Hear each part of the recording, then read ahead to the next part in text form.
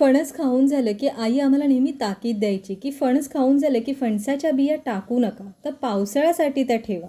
फणसाच्या या बियांना स्वच्छ धुवून सुकवल्या जायच्या आणि पावसाळ्यामध्ये ना या बिया आई छान शिजवून द्यायची किंवा कधीतरी या बियांना तव्यावर भाजून देखील द्यायची. आणि मग काय, पावसाळ्यातलं मस्त असं थंडगार वातावरण आणि त्यामध्ये शिजवून दिलेल्या ह्या बिया किंवा भाजून दिलेल्या ह्या बिया खायचं म्हणजे एक वेगळंच सुख होतं. आणि या बियांची ना भाजी देखील खूप छान लागते. कधीतरी या बिया जवळ्यामध्ये टाकून देखील आई छान असा जवळा बनवायची. पण आज मी या बियांचे छान असे वडे बनवणार आहे. सगळ्यात पहिला या बियांच्या मी वरच्या साली काढून घेतलेल्या आहेत. साधारण या बियांना एक वाटी भरून आहेत. 25 ते 30 इतक्या या बिया आहेत. या बिया मी स्वच्छ धुवून घेणार आहे. 3 ते 4 पाण्याने या बिया धुवून झाल्यानंतर आपल्याला या बिया उकळून घ्यायच्या आहेत. तर कुकरमध्ये 3 शिट्ट्या देऊन या बिया मी व्यवस्थित शिजवून घेणार आहे.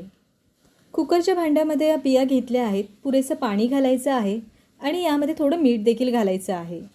गॅसची फ्लेम मी मीडियम ठेवून छान 3 शिट्ट्या करून घेणार आहेत. या बियांना अगदी व्यवस्थित आपल्याला शिजवून घ्यायचं आहे. तुम्हाला जर गरज वाटली तर आणखी एखादी शिट्टी करू शकता. इथे मी कुकरच्या 3 शिट्ट्या करून घेतलेल्या आहेत. 3 शिट्ट्या झाल्या की कुकर पूर्णपणे थंड झाल्यानंतरच आपला यामधला डबा आहे तो बाहेर काढायचा आहे. कुकरच्या 3 शिट्ट्या झालेल्या आहेत. कुकर पूर्णपणे थंड झाल्यानंतरच यामधला मी डबा बाहेर काढून घेत आहे. डबा मी कुकरमधून बाहेर काढल्यात आणि बिया बघा किती छान शिजल्या आहेत. या फणसांच्या बियांचे आपण मस्त असे वडे बनवणार आहोत. तर या बियांचे आपल्याला एक मिश्रण तयार करायचं आहे. या बिया पूर्णपणे थंड करून घेतल्यानंतर आता मिक्सरमध्ये या थोड्या थोड्या करून बिया घालायच्या आहेत आणि या बियांची ना थोडी जाडसर अशी एक पेस्ट तयार करायची आहे. ही पेस्ट ना आपल्याला जास्त जाडसर नाही ठेवायची किंवा अगदी पातळ देखील वाटून घ्यायची नाही. तर या बियांसोबत आणखी काही जिन्नस यामध्ये जाणार आहे. एक सुकी लाल मिरची घेतलेली आहे. त्यानंतर पाव टीस्पून बडीशेप घ्यायचे आहेत. पाव टीस्पून आपल्याला जिरं घ्यायचं आहे.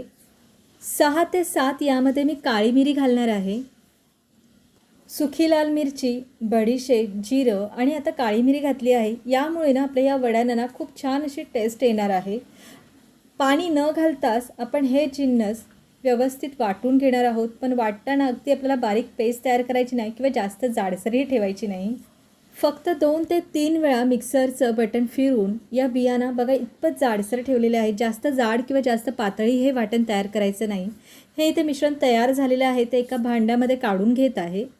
आता या वड्यांची चव आणखी वाढवण्यासाठी यामध्ये मी बारीक चिरून घेतलेलं आलं घालत आहेत. 1 चमचा भरून यामध्ये मी आलं घातलेलं आहे.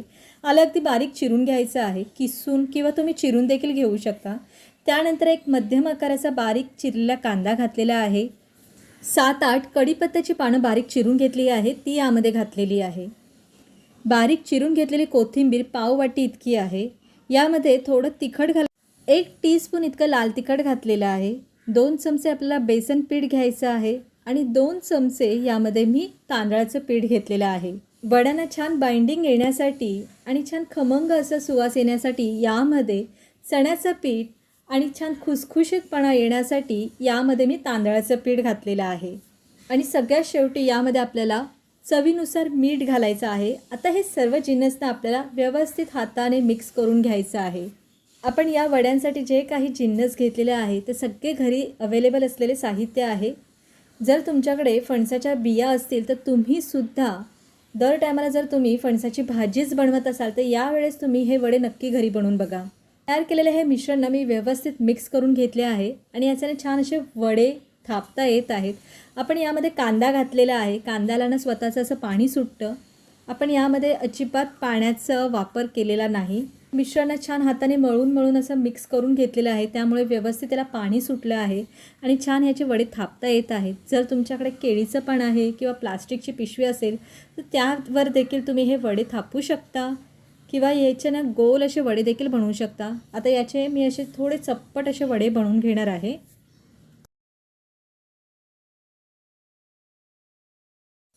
हे बघा इथे हे सर्व वडे मी बनवून घेतलेले आहेत. एका बाजूला ना कढईमध्ये आधीच मी तेल गरम करण्यासाठी ठेवलं होतं. तेल आपल्याला लो टू मीडियम फ्लेम ठेवून छान गरम करून घ्यायचं आहे.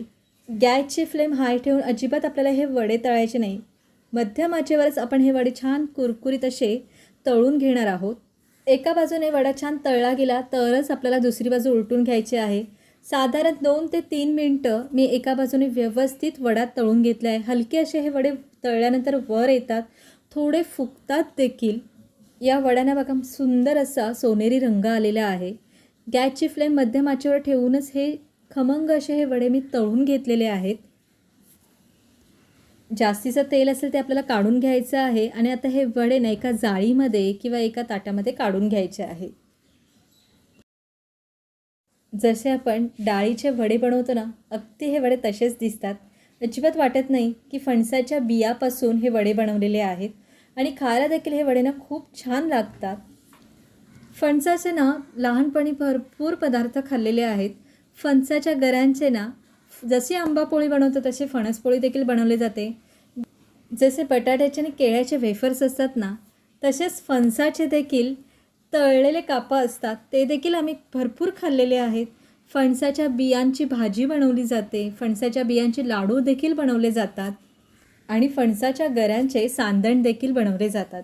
पूर्वी ना गोडासाठी बाहेरून कोणतेही पदार्थ विकत आणले जायचे नाही, तर घरीच ऋतूनुसार जी काही फळं यायची ना, त्या फळांचे वेगवेगळे पदार्थ बनवले जायचे आणि मुलांना खाऊ घातले जायचे. जसजसा काळ बदलला आहे ना, तसतसे ह्या सगळ्या गोष्टी ना आठवणीतच राहिल्या आहेत. हे सगळे पदार्थ आहेत ना, लुप्त होत चालले आहेत. तर आपण आपल्या पुढच्या पिढीला हे पदार्थ दाखवणं खूप गरजेचं आहे. तरच या पदार्थांची ओळख आपल्या पुढच्या पिढीला होऊ शकते. आणि म्हणूनच या व्हिडिओच्या मार्फत ना मला माहीत असलेला हा पदार्थ मी तुमच्यापर्यंत पोचवला आहे. अशा पद्धतीने हे सर्व वडे ना मी छान खमंग आणि खरपूस तळून घेतलेले आहेत. सर्व वडे ना या ताटामध्ये मी काढून घेतलेले आहेत. बघा किती सुंदर हे वडे दिसत आहेत. दोन्ही बाजूने हे वडे छान तळले गेलेले आहेत. छान याला रंग देखील आलेला आहे आणि हे वडे ना अजिबात वाटत नाहीत की हे फणसाच्या बियांचे वडे आहेत. अगदी डाळ वड्यांसारखेच हे वडे दिसत आहेत. आणि हे फणसांच्या बियाचे वडे ना खायला देखील खूप छान लागतात, खूप स्वादिष्ट लागतात. आणि आजचं वातावरण म्हणाल ना, बाहेर मस्त असा मुसळधार पाऊस चालू आहे आणि या निसर्गरम्य वातावरणाचा आनंद घेत मस्त असं तुम्ही खुर्चीमध्ये बसला आहात. हातात मस्त असा गरमागरम चहाचा पेला आणि खाण्यासाठी खमंग आणि खुसखुशीत तळणीचा पदार्थ असेल ना, तर ही मजा काही औरच असते. हा एक वडा ना मी तुम्हाला मोडून दाखवलेला आहे. बघा आतमधून छान तळला गेलेला आहे. हे वडे ना तुम्ही चटणीसोबत खाऊ शकता किंवा सॉससोबतही खाऊ शकता. खायला हे वडे ना खूपच छान लागतात.